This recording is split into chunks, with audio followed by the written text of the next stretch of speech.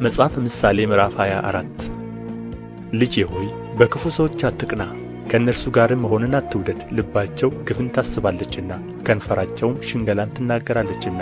ቤት በጥበብ ይሠራል፣ በማስተዋልም ይጸናል። በእውቀት ከከበረውና ካማረው ሀብት ሁሉ ጓዳዎች ይሞላሉ። ጠቢብ ሰው ብርቱ ነው፣ አዋቂም ሰው ኃይሉን ያበዛል። በመልካም ሥርዓት ሰልፍ ታደርጋለህ፣ ድልም ብዙ ምክር ባለበት ዘንድ ነው። ጥበብ ለሰነፍ ከፍ ብላ የራቀች ናት፣ በበርም አፉን አይከፍትም።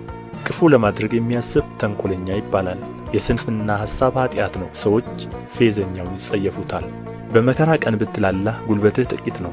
ወደ ሞት የሚነዱትን ታደግ፣ ሊታረዱ የተወሰኑትን አድን።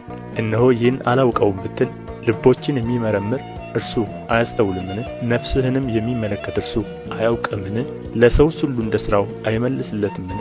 ልጄ ሆይ መልካም ነውና ማር ብላ፣ ወለላም ለጣምህ ጣፋጭ ነው። ጥበብም ለነፍስህ እንዲሁ እንደሚሆን እወቅ። ብታገኘውም ፍጻሜህ መልካም ይሆናል፣ ተስፋህም አይጠፋም። እንደ ኀጥእ በጻድቅ ቤት ላይ አትሸምቅ፣ ማደሪያውንም አታውክ። ጻድቅ 7 ጊዜ ይወድቃልና ይነሣማል፣ ኀጥኣን ግን በክፉ ላይ ይወድቃሉ። ጠላትህ ቢወድቅ ደስ አይበልህ፣ በመሰናከሉም ልብህ ሐሤት አያድርግ። እግዚአብሔር ያንን አይቶ በዓይኑ ክፉ እንዳይሆን ቍጣውንም ከእርሱ እንዳይመልስ። ስለ ኀጢአተኞች አትቈጣ፣ በክፉዎችም አትቅና።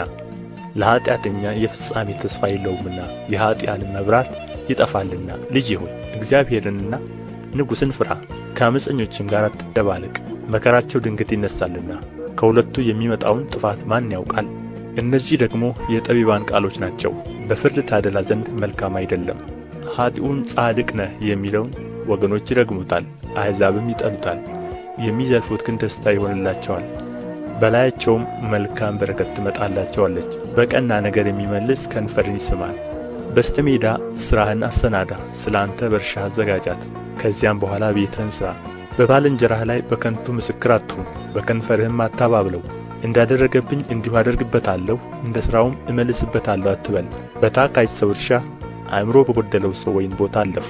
እነሆም ሁሉ እሾህ ሞልቶበታል፣ ፊቱንም ሳማ ሸፍኖታል፣ የድንጋዩም ቅጥር ፈርሶአል። ተመለከትሁና አሰብሁ፣ አየሁትና ተግሣጽን ተቀበልሁ። ጥቂት ትተኛለህ፣ ጥቂትም ታንቀላፋለህ። ትተኛም ዘንድ ጥቂት እጅህን ታጥፋለህ። እንግዲህ ድህነትህ እንደ ወንበዴ ችጋርህም ሰይፍ እንደ ታጠቀ ሰው ይመጣብሃል።